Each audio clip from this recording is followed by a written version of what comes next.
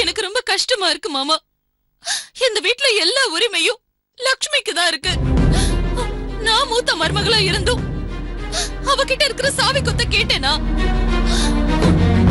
உங்க எல்லார்கிட்டயும் அன்பதானே மாமா கேக்குறேன்.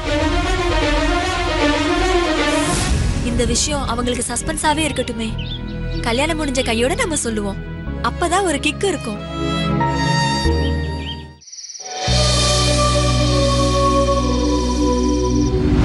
அத்தைக்கு சாப்பாடு ஊட்டி விடலான்னு வந்தேங்க. இவன் பொண்டாட்டி லட்சுமி தான் ஊட்டி விடணுமா? இவன் பொண்டாட்டி தான் நல்ல பேர் வாங்கணுமா?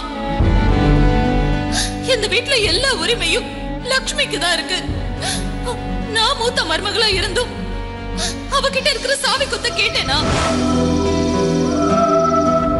எனக்கு முதல்ல கல்யாணம் ஆகி தேன்மொழி வீட்டுக்கு வந்திருந்தா லட்சுமி செஞ்ச எல்லா வேலையையும் தேன்மொழி செஞ்சிருப்பால. அது புரியாம வெற்றியை தலையில தூக்கி வச்சு ஆடிட்டு இருக்கீங்க.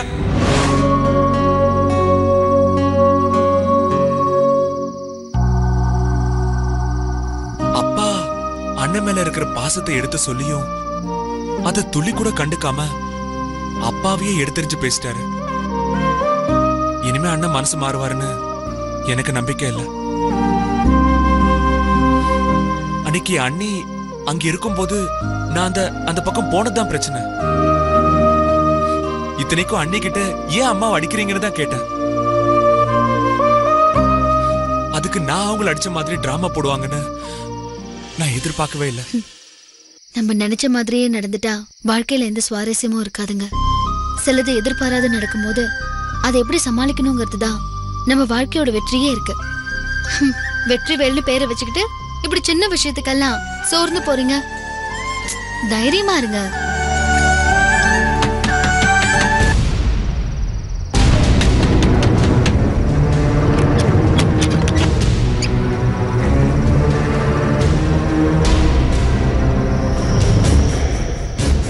என்னாச்சுங்க? அண்ணன் வந்திருக்காரு. அவருக்கு என் முகத்தை பார்க்க கஷ்டமா இருக்கும். அண்ணன் கிட்ட நீ என்னன்னு கேளு.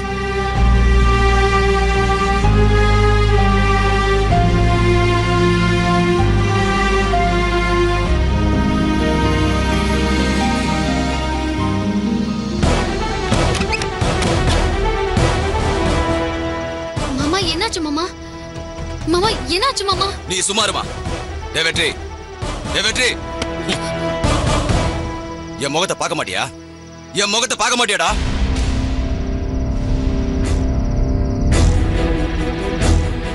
முதல்ல ரெண்டு பேரும் என்ன மன்னிச்சிருங்கடா.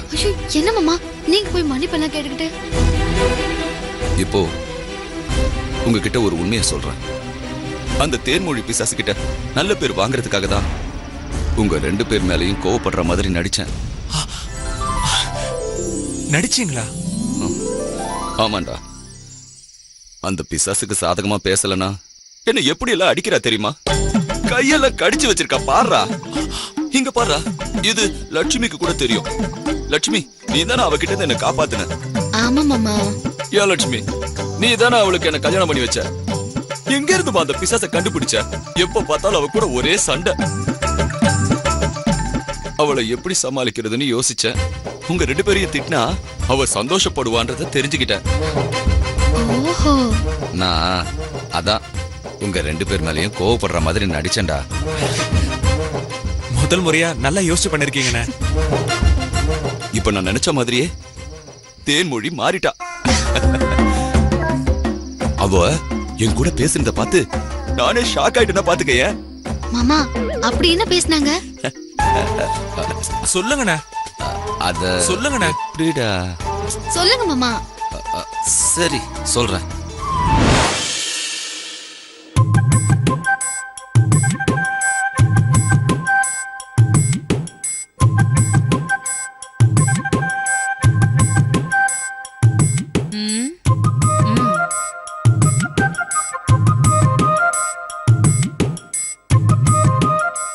என்னங்க? தேனு என்ன தேனு? எனக்காக நீங்க சப்போர்ட் பண்றீங்க. குட் பாயா மாறிட்டீங்க. நீங்க நல்ல புருஷன். அப்படியா? இனிமே நான் உங்களை அடிக்க மாட்டேன், கடிக்க மாட்டேன், திட்டவும் மாட்டேன். உண்மையாவா சொல்ற தேனு? எனக்காக மத்தவங்க கிட்ட சண்டை போடுறீங்க, உங்களை அடிக்க எனக்கு மனசு வருமா? என் செல்ல குட்டி. இரு. பலிக்குது. கனவில்ல, நிஜம்தான். நான் உன் செல்ல குட்டியா? என் செல்ல குட்டி மட்டும் இல்ல, என் புஜ்ஜு குட்டி, என் கண்ணு குட்டி, எல்லா குட்டியும் நீங்க தான்.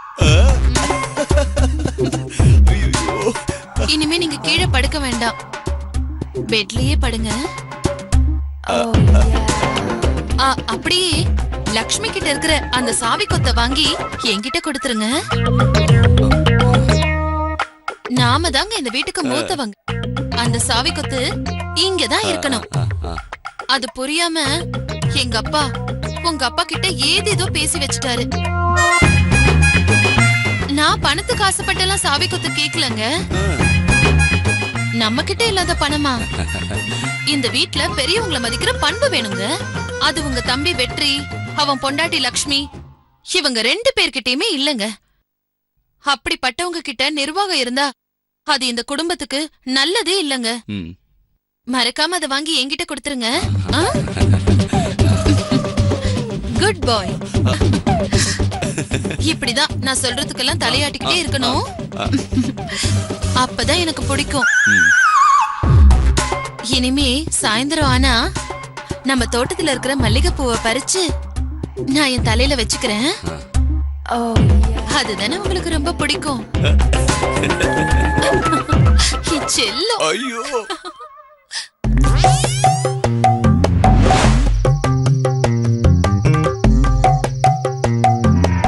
இதுதாண்டா நடந்துச்சு.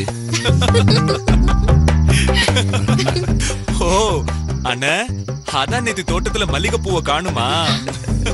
போடா. லட்சுமி முன்னாடி போய் இதெல்லாம் சொல்லிக்கிட்டேன். நான் இப்படி நடிச்சாதான் தேன்மொழியோட குடும்பம் நடத்த முடியும்.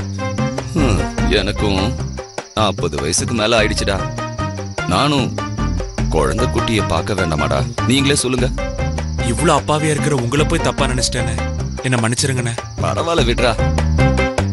நான் உங்ககிட்ட கோபமா பேசுற மாதிரி நடிச்ச விஷயம் நமக்குள்ளேயே இருக்கட்டும். என்ன, இது அப்பா கிட்ட சொன்னா எல்லார் முன்னாடியும் உண்மையை போட்டு உடைச்சிடுவாரு.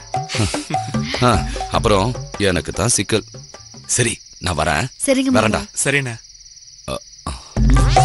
டேய் வெற்றி, டேய் உன்கிட்ட கோவமா பேசுனதுக்கு இன்னொரு தடவை மன்னிப்பு கேட்டுக்கிறேன்டா. அப்படி பேசினா தான் அந்த பிசாசுக்கு பிடிக்குது. உங்க 2 பேரையும் நான் எந்த அளவுக்கு கேவலமா பேசுறேனோ அந்த அளவுக்கு என் மேல அவ பாசமாவும் இருப்பா, முத்தமும் கொடுப்பா. டேய் வெற்றி, அதனால நான் என்ன பேசினாலும் சகிச்சுக்க. என்ன, சரியா லட்சுமி? சரிண்ணே, போங்க. நான் வரேன்.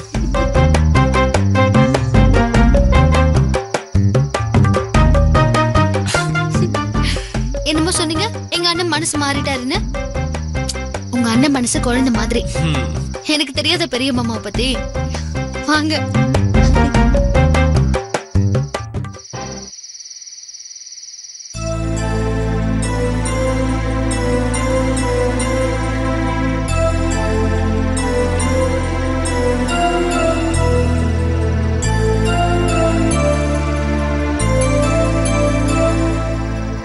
இன்னைக்கு தான் அனுஷ்காவும் அவ அம்மாவும் சீக்கிரமாவே தூங்கிட்டாங்க. சக்தி தம்பி வந்துட்டாருன்னா அவர்கிட்ட அனுஷ்காவோட கல்யாணத்தை பத்தி பேசலாம்னா அவரை இன்னும் ஆளை காணுமே.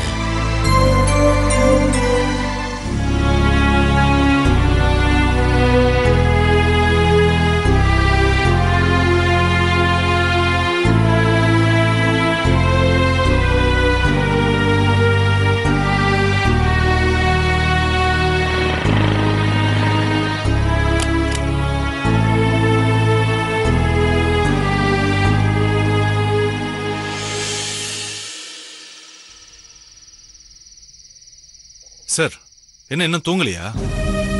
இல்ல சக்தி, மனசு சரியில்லைப்பா. என்னாச்சு சார்? பிசினஸ்ல ஏதாவது ப்ராப்ளமா? பிசினஸ்ல எல்லாம் ஒன்றும் பிரச்சனை இல்லை. ஆனா என்கிட்ட சொல்றதுல என்ன தயக்கம் சார்? சொல்லுங்க சார், என்ன பிரச்சனை? பிரச்சனை எல்லாம் ஒன்றும் இல்லப்பா. என் பொண்ணை பத்தி நினைச்சா எனக்கு தூக்கமே வர மாட்டேங்குது. என்ன சார், இன்னைக்கும் வீட்ல இருந்து பணத்தை திருடிட்டாளா? பணத்தை திருடுனா சம்பாதிச்சுக்கலாம். அவ வயசு ஏறிக்கிட்டே இருக்குது. அத புரிஞ்சுக்காம கல்யாணமே வேண்டான்னு சொல்றா. சார், அனுஷ்கா மட்டும் இல்ல சார். இப்ப வேலைக்கு போய் கை நிறைய சம்பாதிக்கிற எல்லா பொண்ணுங்களுமே அப்படிதான் நினைக்கிறாங்க. போக போக அவளே அவ கல்யாண பேச்ச ஆரம்பிப்பா பாருங்க. எனக்கு அந்த நம்பிக்கையே இல்லப்பா. நாங்களா பார்த்து நல்ல பையனா அவளுக்கு கட்டி வச்சாதான் மனசுக்கு நிம்மதியா இருக்கும். சார், நான் கல்யாண விஷயமா அவகிட்ட பேசி பார்த்தேன் சார். பிடி கொடுத்தே பேச மாட்டேங்கிறா. கல்யாணம்னாலே ஏதோ கெட்ட விஷயம் மாதிரியே ஃபீல் பண்றா. தம்பி, எனக்கு இருக்கிறது ஒரே பொண்ணு. அவளுக்கு கல்யாணம் பண்ணி வச்சுட்டு எங்க சொந்த ஊருக்கு போய் செட்டில் ஆயிரலாம்னு நினைச்சா அது முடிய மாட்டேங்குதே. சார், நான் வேணா மறுபடியும் அனுஷ்கா கிட்ட பேசி பார்க்கட்டுமா? என்ன பேச போற? உங்க அப்பா பாக்குற மாப்பிள்ளைய கல்யாணம் பண்ணிக்கிட்டு லைஃப்ல செட்டில் ஆகுற வழியை பாருன்னு அட்வைஸ் எல்லாம் பண்ண மாட்டேன். அவ மனசுல கல்யாணம் ஆனா என்னென்ன சந்தோஷம் கிடைக்கும், எப்படி ஜாலியா என்ஜாய் பண்ணலான்னு லைட்டா ஆசையை வளர்த்து விட்டா போதும் சார். தானா உங்க வழிக்கு வந்துருவா. அப்போ நீங்க ஒரு நல்ல பையனை பார்த்து அவளுக்கு கல்யாணம் பண்ணி வச்சிருங்க. அதை பத்தி பேசத்தான்பா உனக்காக காத்துக்கிட்டு இருந்தேன். சொல்லுங்க சார், நான் என்ன பண்ணணும்னு சொல்லுங்க. நீ சொன்ன அந்த நல்ல பையன் ஏன் நீயா இருக்க கூடாது?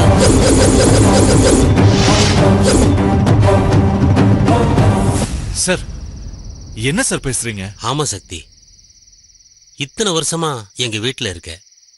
எங்களை பத்தியும் அனுஷ்காவை பத்தியும் உனக்கு நல்லா தெரியும். உனக்கே என் பொண்ணை கல்யாணம் பண்ணி கொடுக்க நானும் என் பொண்டாட்டியும் ஆசைப்படுறோம். நீயும் இங்கேயே நிரந்தரமா தங்கிடலாம். சார், உங்க பொண்ணு கல்யாண பேச்ச ஆரம்பிச்சு அதை ஏன் கல்யாணத்துல முடிப்பீங்கன்னு நான் சத்தியமா எதிர்பார்க்கல சார். ஐயோ தம்பி, நான் ஏதாவது தப்பா பேசியிருந்தா மன்னிச்சிரு. நான் என் மனசுல உள்ளத அப்படியே வெளிப்படையா சொல்லி பழகிட்டேன். அதான் என் மனசுல உள்ளத சொல்லிட்டேன். சக்தி, இப்போ நான் சொன்னதுக்கு நீ உடனே பதில் சொல்ல வேண்டிய அவசியம் இல்ல. நல்ல நிதானமா யோசிச்சு சம்மதம் சொன்னா போதும்.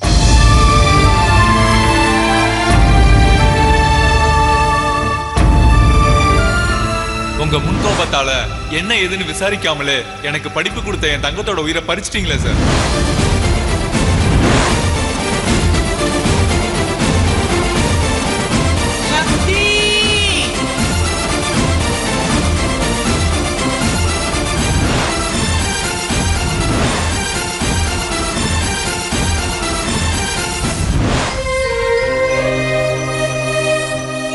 சார், ஒரு நிமிஷம்.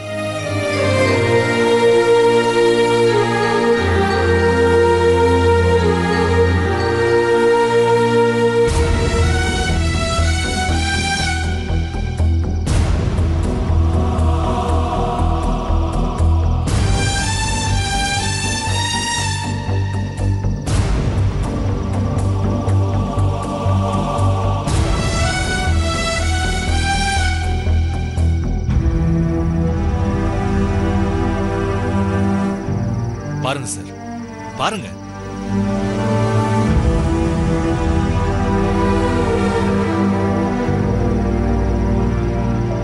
நீங்க நினைக்கிற மாதிரி எனக்கு யாரும் இல்லாம இல்ல சார்.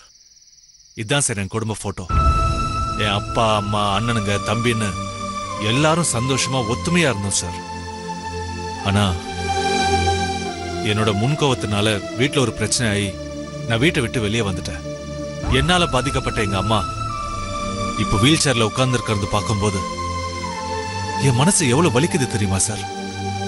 இப்ப என்னோட லட்சியம், கனவு, ஆசை எல்லாமே எங்க அம்மாவை குணப்படுத்தணும், அவங்கள பழைய நிலைமைக்கு கொண்டு வரணும். அதை தவிர என் மனசுல வேற எதுவுமே இல்ல சார். இந்த சூழ்நிலையில என்ன பத்தியோ என் கல்யாணத்தை பத்தியோ யோசிக்கிற நிலைமையில நான் இல்ல சார். ப்ளீஸ் சார், என்ன மன்னிச்சிருங்க.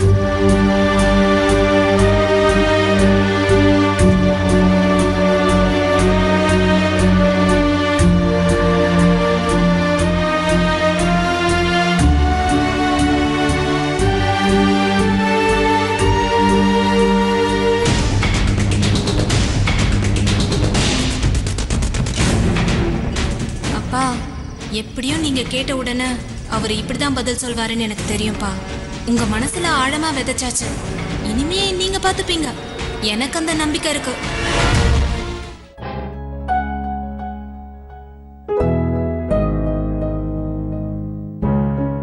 முருகா, இத்தனை வருஷமா அப்பா என் மேல வச்சிருந்த நம்பிக்கை போயிடுச்சுன்னு அவரு நேத்து என்கிட்ட பேசுனதுல இருந்தே தெரிஞ்சது. நானும் தேன்மொழியை பார்த்ததும் அவளுக்கு சாதகமா பேசுற மாதிரியே எல்லார்கிட்டையும் கோவமா பேசிட்டேன். அதனால அப்பா என்ன தப்பா நினைச்சிருப்பாரு. ஆண்டவா, நானும் எல்லாருக்கும் நல்லவனா வாழணும்னு ஆசைப்படுறேன். ஆனா முடியல. அதை நினைச்சாலே என் மனசுக்கு ரொம்ப கஷ்டமா இருக்கு. இப்போதைக்கு நான் நிம்மதியா இருக்க ஒரு முடிவு எடுத்திருக்கேன். அந்த முடிவு என் வாழ்க்கைக்கு ஒரு நல்ல ஆரம்பமா இருக்க நீ தான் அருள் புரியணும்.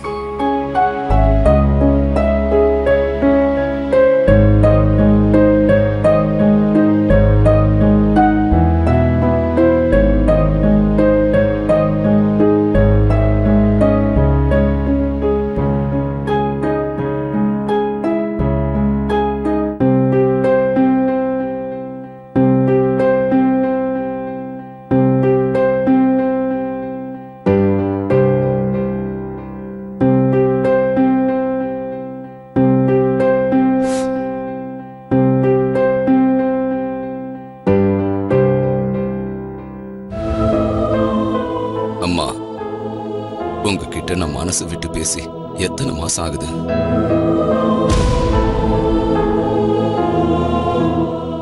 லட்சுமி வந்ததுல இருந்து நான் உங்ககிட்ட இந்த மாதிரி பேசுறதையே விட்டுட்டேன். காரணம், அவ உங்கள மாதிரியே எனக்கு ஒரு அம்மாவா தெரிஞ்சா.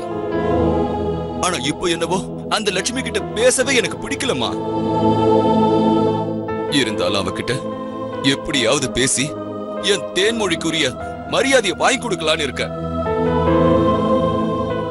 நீங்க என்னம்மா சொல்றீங்க?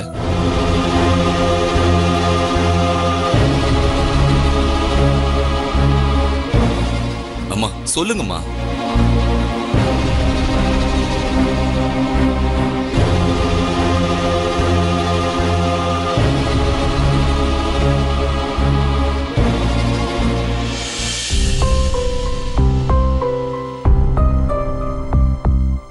அம்மா, கஷ்டம் வரும்போதுதான் தம் மேல உண்மையான அன்பு இருக்கிறவங்களோட நினைப்பு வரும்னு சொல்லுவாங்கம்மா.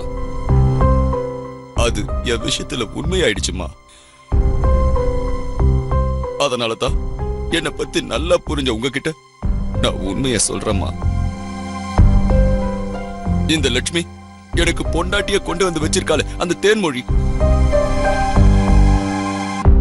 அவள அவங்க வீட்டுல கொண்டு போய் விடலான்னு நான் முடிவு பண்ணிருக்கேம்மா. இத நான் லட்சுமி கிட்டயோ இல்ல அப்பா கிட்டயோ சொன்னா நிச்சயமா யாரும் ஒத்துக்க மாட்டாங்கம்மா. லட்சுமி வெற்றி கிட்ட கோவப்படுற மாதிரி எனக்கு நடிக்க தெரியலம்மா.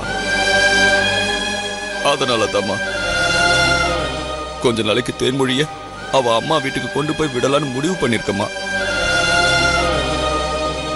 இத வீட்டுல யாருக்கிட்டையும் சொல்லாம அனுப்புறதுக்கு என்ன மன்னிச்சிருங்கம்மா. எனக்கு வேற வழி தெரியலம்மா. என்ன மன்னிச்சிடுமா.